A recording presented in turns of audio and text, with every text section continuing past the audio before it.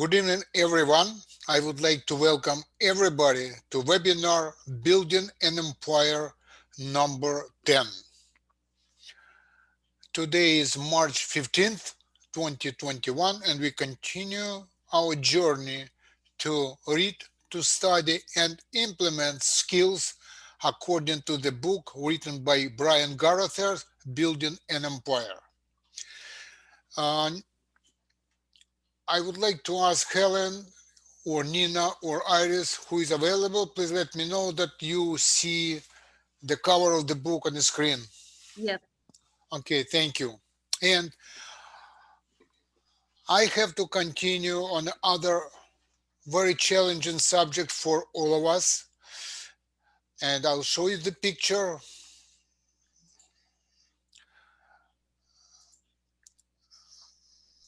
Nina, please confirm that you have a picture on the screen. Not yet. Yes. Okay, you see the picture of our friend, sponsor, Yes. partner, Boris Mizhoritsky, who passed away on March 5th, 2021, over a week ago. It's dramatic loss for a family, for Irina Mizhoritsky, for his kids, son and daughter, for grandkids, from his father and brothers. It's absolutely tough, sad news for us. And I would like to make a moment of silence in the memory of our wonderful friend, partner, and sponsor, Boris Mizhoritsky.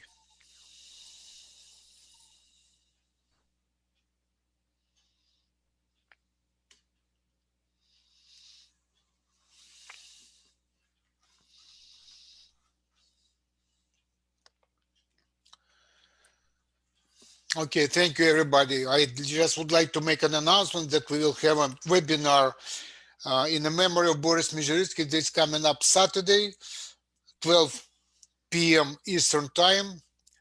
It will be on Zoom meeting, and it will be, we will remember Boris with a lot of pictures and a lot of share information from many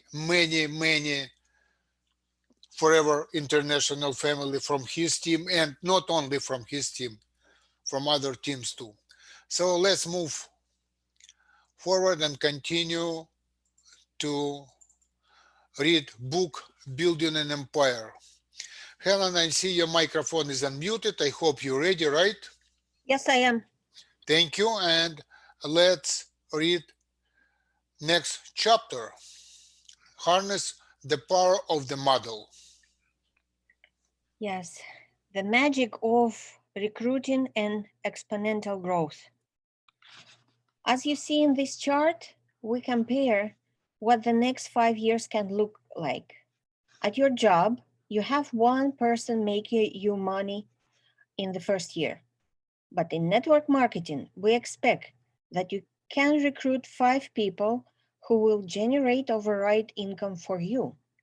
In the second year, it's still just you at the job. But in your network marketing business, those first 5 recruited 5 each. So now you have 25 more people on your team making you money. Taking this projection out of over 5 years, you will always have just one person, you, generating your income. But your network marketing business would have 3,125 people on your team by then. What if each of them made one sale next month? We see the comparison here. Years 1, 2, 3, 4, 5, and on job, you have each year only one person. In network marketing, it's exponential growth. 5, 25, 125, 625, and then at the fifth year, we have 3,125 people. Keep in mind that you will need to recruit more than 5 people to find 5 who will be actively in the game producing. And many builders will find far more than 5 producers per year. The power of 1 more.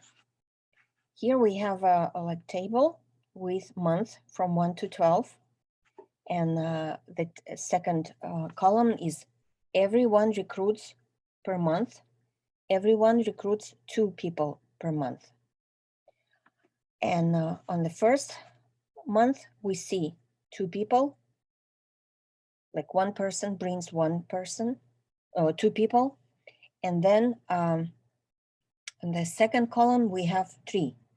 It means that it will be duplication, and we compare the table. On the second month, first column will have 4, third column will have 9. Third month will be, first column will be 8, and the second column, compared column will be 27. On month of number 4, we'll have first column 16, second column will be 81. Fifth month will be 32, and the second column will be 243. 6th month, 64, 727. Hold on for a second, please. Yeah. Forgive me for interruption. I would like everybody to participate, not just to listen Helen what she's reading, to participate and understand what's going on. Even this column, you sponsor 1, 2, and every month, 1 more person.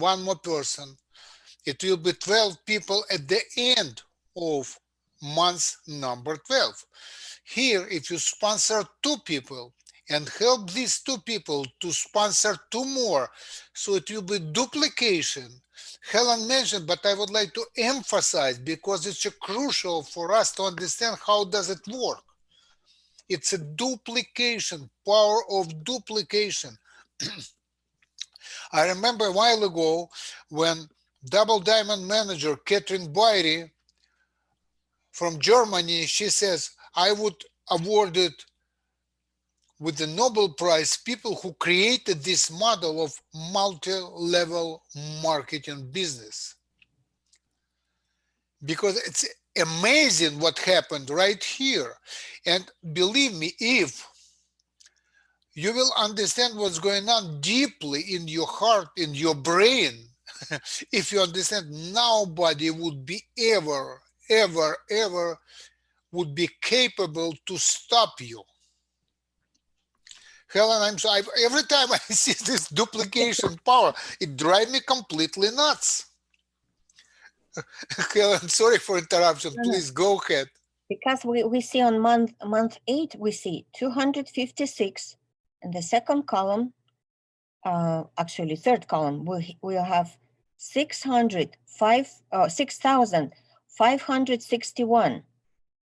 On month number 9, we see 512, and in column where we plus 2 per month, we sponsor more people, it goes to 19,683. Month number 10, 1,024, and the another column is 59,049. 11th month, 2,048, and third column is 177,147 people. And at the end of the year, we have 4,096 people, but when we, on the third column, we have 531,441 people. As you can see, each person on your team recruiting just 1 new person a month can add up to 4,096 people in 1 year. But if everyone agreed to recruit just 1 more each month, you would have over 500,000 people on your team just by going from 1 to 2 recruits a month. that truly demonstrates the power of one more recruit. Building depth for strength and synergy. There is an age-old debate as to whether you should build wide or build deep, assuming your comp plan allows you this choice. There are some plans that are binary, meaning you only get 2 legs. There are some that use a forced matrix and dictate where people go, the 3x3 matrix. But many long-lasting comp plans use some form of an unilevel model, which allows you to go wide. This means you can sponsor as many frontline recruits as you wish. The depth of your comp plan will vary. Some paying down only a certain number of levels, often from 6 to 10, while others to unlimited levels if using a differential spread model. Of course, you will have to feed the philosophy I am about to explain into your specific comp plan. If you agree with my philosophy, which I think you will, then do your best to find a way to employ it to the best case scenario in your company. The key question I always ask is, would you rather have 20 people on your front line earning $500 a month or have 4 people on your front line making a $5,000 each?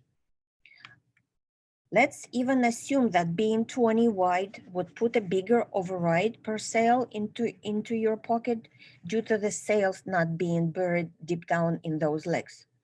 The problem is that when someone is only making a $500 a month, they could quit the business at any time. So, would you rather have 20 spinning plates like a circus clown trying to keep them all spinning in the business, or have 4 people who are making their full-time living from the business and are locked in and solid? The wider you go, the more you will have to worry about people not having enough momentum and support and quitting on you. So, remember what your end game is. I would assume your aim is to build a business that you can soon put on autopilot and have leaders running their own teams, and the overrides flowing up to your forever. You don't want to build yourself a job where you are always stressed or out and trying to keep everyone from quitting because they are barely making any money. This is why when you build deep under people, fear of loss is employed and it keeps the entire upline in the game. Who would quit on a business when they see all kinds of recruiting and selling happening on their team? In my company, we have the CEO send out an automated email message notifying everyone in the upline every time a new recruit joins somewhere in their downline. This serves as a constant reminder that their business is growing, often in spite of them. Because people will fear quitting and missing out on how big their business might keep growing to in the future, depth is a huge factor in keeping down distributor attrition. Digging further into the philosophy of building down deep, there are several key benefits. It's often said, a recruit is not a recruit until she has recruited someone. This is crucial. The business goes from theory to reality when they recruit someone. This shows them that other people do agree that this is a great business idea. They see their business starting to grow, going from only them to now 2. And their first recruit needs a recruit for that person to feel this way. As the upline leader, your number 1 goal is to see to it that every recruit gets their first recruit fast before they begin to doubt or even quit. It's all about locking your recruits in and building a leg through them. There are 2 ways you can build a leg down. You can drive depth in each leg by taprooting. This means that you recruit Mary and you help Mary recruit her friend John. Then you work with Mary to help John to recruit Tracy. Then you work with Tracy to recruit Cindy. Then you work with Cindy to recruit Chuck. And you will continue doing this until you find someone who truly desires to be next you, a leader, builder, see diagram. And in this case, Chuck turns out to be a stud. He catches fire and starts running to learn how to recruit, build, sell, etc. Chuck is on the prowl to take the baton out of your hands and soon runs his team for himself. That's what you are always looking for. Building depth diagram. You in the first level, you have Bill, Mary, Darnell. And Mary sponsors John, and then goes Tracy, Cindy, Chuck, and Chuck sparkles. So you found a leader. Is that where you stop? No. A leader is not solid leader until he has two more leaders under him. In other words, a leg is not done or solid until there are three leaders in that line or leg. You want to have overlapping leadership. Why? Well, what if the leg has just one leader and that person gets sick or decides to go to do something else? The team might fall apart. Everything hinges on leadership. What if some of the people on that team don't vibe well with their one upline leader? Or what if the leader is on airplane and cannot take an important three-way call? These are all reasons why having multiple upline leaders is important. Think of the root system of a tree. If you follow the main root from the tree trunk down into the soil, you will find a main root with many offshoots. The offshoots are extensions of the root in search of water and nutrients. The upline leadership, the tree, should always be following this same path down the taproot and following the offshoots. In networking, the offshoots are your people's leads or contacts. Trees have networks of roots and marketers have networks of distributors. As a leader builder, your business needs new people just like a tree needs water from the ground. Often, a tree's roots must keep growing deeper and spreading out wider as it goes to find its sustenance. Here is a good question that depicts the value of taprooting through your team. Would you rather talk to a new recruit's top 10 sharpest prospects whom they can vouch for as being ambitious, or talk to 10 complete strangers who you have no way of knowing if they possess any good qualities? There is no possible way you will disagree with me, with my view on this. Of course, I would rather my new recruit introduce me to the top 10 list. This way, I'm assured to have quality prospects whom I can approach in a warm market way. Either she will make an actual introduction, preferable of course, or I can call her list and mention her name. It's always your first choice to have your recruit introduce you physically, or at least by phone, to her contacts. This is how you not only get the best recruiting results, but your goal is to train your recruit in the process. It's field training. But if you have a scenario where the recruit is just not willing to make the introductions and is letting their list remain untouched, can call them yourself. Here is a sample script. Hello, Mike. My name is Brian Carruthers. I was referred to you by Nancy. Sorry if I caught you off guard. Real quick, she said you are a successful, sharp person, and I was wondering if you're open at all to earning a residual income outside of your current career. If not, I will let you go right now otherwise. I would love to give you a website that you can check out and take a look at what we're doing. Well, what are you doing? We are a $500 million company that's A+ rated with the Better Business Bureau, and third, and use whatever credibility points your company has. Nancy thought this would be right up your alley since you're an entrepreneur on the lookout for the new trends. You have a pen? Go to. There is a 10-minute video presentation from one of our company leaders. He's a $1 million earner as well. Check it out, and if you're open at all, I would love to hear back from you. I'll give you my direct number. It's XXX. Thanks, Mike. That's how you drive down a leg and taproot. We're networkers, so network. But just as you drive this attention down the leg, you also want to bounce off a leader and take it back up that leg as well. A huge benefit to building depth like this is what Chuck does to each of his upline. Knowing that they override this big builder, they will often stay in the game even if they are not actively working the business themselves. What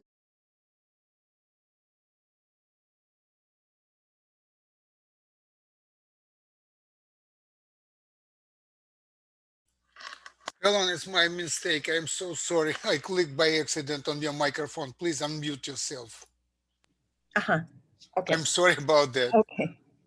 Hi, Bill. It's Brian with another update on your business. You know how you led me to John and he joined? Well, John led me to Tracy and Tracy recruited Cindy. I asked Cindy who she knew that was very ambitious and she introduced me to Chuck. Bill, let me tell you, Chuck is on fire. He has already signed up 24 people and is building a huge business. If you want to capture some serious override money from all of these sales, we just need to get a few more personal recruits for you so you will qualify to receive that money. Who else can you introduce me to right away? You burn a house the fastest by lighting a fire in the basement. Burn it from the bottom up. If Bill on your front line was the one who caught fire, the only person that would be motivated and excited by that is you. But if Chuck on the 5th level down catches fire, all 4 of people between you and Chuck get motivated. The deeper the action, the more people it will motivate. Helen, please take a break. And I was so nervous and I forgot to introduce Helen to everybody, but just in case, again, Helen Osipov, friend and partner, manager from Brooklyn. Thank you. Take a break, Thank Helen. you. And I would like to ask Iris, the most reliable manager from New Jersey, please continue, Iris. Okay, thank you, Alex. Thank you, Thank Helen. you. Recruit to invite versus invite to recruit. When you have a recruiting event coming up next Saturday, you invite prospects to come out to it. You know, if they show up, they will likely sign up. So if you invite 5 in order to get 1 to show up, since the normal show up rate is 20% of those who commit to come. What is your best outcome? 1 guest can get you 1 recruit. This is called inviting to recruit, meaning you invited prospect to an event to recruit them. That is good, but not great. How do big builders operate to get bigger momentum? Recruiting to invite is far more powerful and effective. Instead of inviting all week long, hoping to get people to show up on Saturday and only being able to convert those few, what if you use your tools, website, sizzle calls, webinar, or more immediate events? Sit down at Starbucks, weekly briefing, PBR, to recruit them now ahead of time. And now that they are in the business, they can make their list and invite all of their prospects to that big Saturday event. So compare the difference. You personally invite to get 1 prospect to Saturday's event, hoping to recruit 1.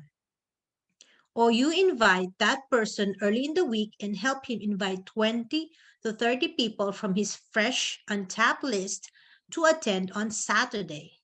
And if 4 to 6 people show up, your potential for new recruits that day went from 1 to 6. What I have learned and practiced is not to put off recruiting by inviting to an event that is several days or more away, but rather recruit the prospect immediately so we can hit their list and bring flood of prospects to the big event. Remember, big events only happen every so often, so we must build into them far in advance by creating a groundswell of new recruits on the local team prior to. You invite prospects, event, result 1 recruit. You recruit, prospect, invite their contacts, event, result 5 or 6 recruits. In other words, if you have a weekly briefing, don't lose the days in between. If you have a Thursday briefing and it is Monday, I would not invite people to Thursday. I would use tools to expose and recruit them on Monday, Tuesday, and Wednesday with the intent to recruit them and invite their contacts on Thursday. This way, you are not getting production only 1 day a week, but every day. A final thought relating to this topic is recruiting to versus recruiting through. Recruiting to someone means your goal is to get to that person and recruit him or her. That recruit is your main goal or target. What I prefer to do is recruit through that person. I do not get excited about that recruit, but rather all of the vast resources of prospects they can lead me to. One person does not move your business results, but a leader you can sell and recruit large number through does. So the only reason we want to recruit someone is that we can recruit everyone on his or her list. They are a doorway to people we would not have been able to meet. Just like when I do a PBR in a new recruit's home, I'm not there only to sign up some new people and make buck that night. I am there to recruit through them and book a next round of PBRs in their homes. Don't see people just for who they are as individuals, but rather who they can also lead you to. Every dad knows a stud. So even if they're not ambitious, everyone knows ambitious people. That is why we are networkers. We network through people. Urgency and fear of loss. The most common reason most people do not succeed in building a large team or business is their lack of urgency. When you show the prospect that you have no urgency, they will have none either. First of all, if you do not convey that there is something big going on with the growth of your company, you will not even attract your prospects' interest on the first place. So the first key is piquing their interest to look at the business that is on the front end of a trend. Let's assume you got their attention and they have seen your presentation. Now, how do you get them to sign up on the spot? This is important because every day that ticks by after the presentation and they have not joined, the odds of them doing so drop around by 10% per day. With dedicated follow-up for months and years, there's still a chance. But why create that scenario of cat and mouse when you can close them up on the spot using urgency and fear of loss? Dangle the carrot. One way you can create urgency is to use something that is about to take place with the company as something they will not want to miss out on. This might be a new product launch, a new country opening, a new promotion, etc. But without such a stimulant, you can create your own sense of urgency by dangling the carrot in front of their face. You do this by letting your prospect know that you have several others you are meeting with over the next few days who will be joining the business. If your prospect acts now and submit their application to join, you put those next recruits under them. By getting those recruits placed under them, you explain how this would potentially create passive override income in their pocket from people you are giving to them based on them joining first. People are motivated by the potential for gain, and even more so by the fear of loss and possible profits they would miss out on forever. Here's how I do this. Jim, now you obviously see the value in our product and a huge opportunity in the business for yourself. On that alone, I bet you're ready to get started and begin building your business. But here's an even bigger kicker.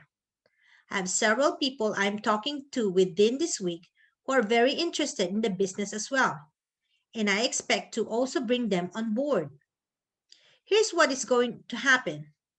By you getting your application submitted right now, before those people do, they're going to be placed into your team. You beat them to the punch, and now you're able to earn override income on the business they bring to the company forever. In essence, I'm already helping you get into profit mode that fast. So let's get your application done and toast to what we are going to do together to both create an incredible income. Your posture and confidence are everything. If you act like you are questioning whether they will join, they will pick up on that. Close with confidence. Of course, they are joining. Who would choose to miss out on this? Shopping the app. Another way to create urgency to close prospect is to use recruit's application already in hand. Once you sign up that new recruit before you put them into the system, leverage it. Call every prospect on your list and say this. Hey Beth, the business we talk about and you have been thinking of joining, well, I've got a big gift for you. I just signed up a really sharp person, James, and he is super excited about all the people he's making appointments to go meet and sell to. I'm getting ready to put James' application into the system, but I want to let you get in before him and I will place him under you on your team.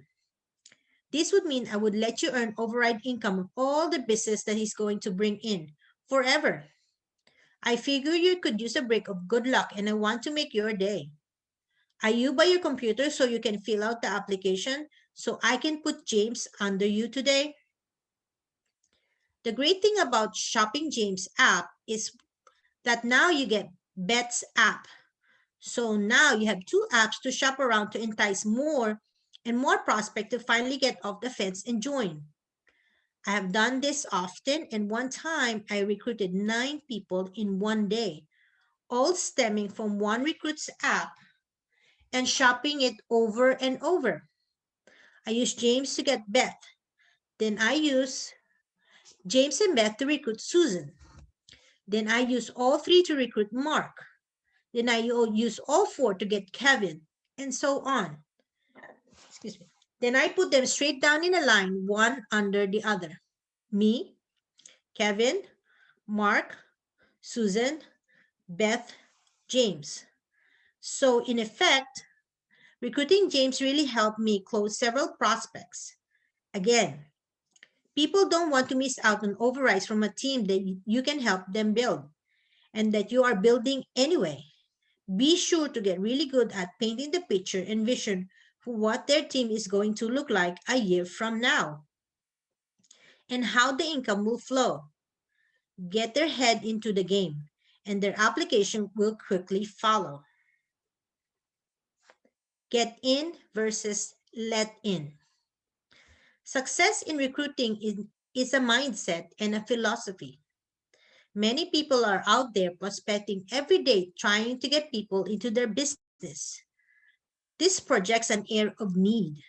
On the other hand, I prospect people to see if I will let them into my business. This projects a posture of strength and confidence. The difference is akin to hunting versus fishing. A hunter stalks his prey. He goes after his target. You know a hunter recruiter because they often say, I got one. Nobody likes to be gotten. A fisherman does not go after fish. Rather, he selects what he feels is the bait, lure the fish might like, then throws the bait out there and reels it slowly attempting to attract the fish. Once a fish bites, he tries to hook the fish and gingerly draws it in without allowing the fish to jump off. Sometimes the drag is loosened so that if the fish swims away with the line, the tension will not be so much that it snaps the line. A good fisherman knows how to play with the fish while patiently reeling it in. Do you notice a vast difference? Hunters may sometimes recruit someone, but that likely amounted to a hard sell. This does not duplicate very well. The fisherman just tosses the opportunity, lure or two out there, and waits for the fish to bite. If the fish are hungry, they will bite. I personally believe that I have been a big recruiter because I love to fish. I love trying to figure out the right lure and the right way to retrieve my cast, the right tides to fish, and the best place to go in. It's a game, a challenge. I do not get bummed out or discouraged if I cast my lure 30 times with no bites. I might go the whole day without a catch. That's okay. I enjoyed it because it's what I love to do. That's how I feel about my network marketing business. It's a business and a hobby all rolled into one. Some people have work and they have a hobby they pursue in any free time they can find. I get to do both at the same time, all the time. And by the way, I like having many lines in the water all at once. A key difference between hunters and fishers of recruits is posture. Hunters convey a need to get that person into the business. The posture fisherman is more like they might let you into their business if you are lucky. They are nonchalant and cool. They are patient and deliberate. So don't chase people like a hunter, but rather share your opportunity and offer your prospects a chance to interview for a spot on your team. Hold on, Iris. Thank you very much for your reading. And I think that we should stop here because it's a big chapter ahead. And we read and we have to analyze what we read and review it to be able to implement what we just read.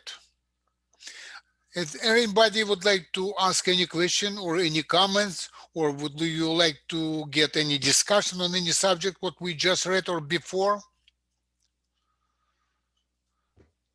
Alex, I would like to Go ahead.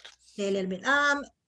It's different from what I have been used to because he's talking about putting people under people that they don't really know because I was built into I understand his concept, but I was like know that if I have a team, they will get the people under them are the people that they know. But in here, they having another strategy to get people more into the business, even if they're not really like connected as knowing each other. So that's the only point that I want to say. Well, that's a valuable point, Iris. I expect that somebody mentioned it because it's very unusual approach. There is only one more other source I ever read, because at the beginning of my FLP journey, at the beginning, I was absolutely sure that I was trained some kind of that we should not put anybody under anybody. That was my knowledge, but now it's a different approach. I just have to analyze this. How does it work? And I believe it's some kind of, you could use it. I should say, if you would find it's valuable, why not? Try it. It will be some kind of motivation for John. Okay, John, if you do something, if you're really to do something, I would put Mary in your team. It will be additional motivation for John. That's my thought. I'm sorry. Anybody else? But thank you for your comments, Iris, and for your reading too. All right, we will continue next Monday. It will be webinar number 11. This webinar is recorded. I'm going to put it on the YouTube channel. Everybody has access to YouTube channel. And I'm asking everybody, if you, when you watch video on YouTube channel, click it like and make a comment. It would be, and share this YouTube channel. It's for everybody. Nadia, your microphone is unmuted. Go ahead. Unmute your microphone. Hello, everybody. First of all, I wanted to thank you, Alex and Helen and Iris, for just what you're doing for us. Really interesting. Like Iris definitely like got to the point that it's different approach. And it's very interesting to learn from Brian Caruter that what he shared to us. Yes, it's a lot of thoughts, and if we even don't do like right away what he's offered for us so generously, definitely it will get to us and will give us a big motivation. Thank you so much. Yeah, it's wonderful that we can read together, be together, even we don't see each other, but one day. And again, thank you so much, and looking forward to the next webinar. Thanks a lot. Thank you, Nadia. Thanks. Thank you, everybody, and I'll see you next Monday. Take care. Bye-bye.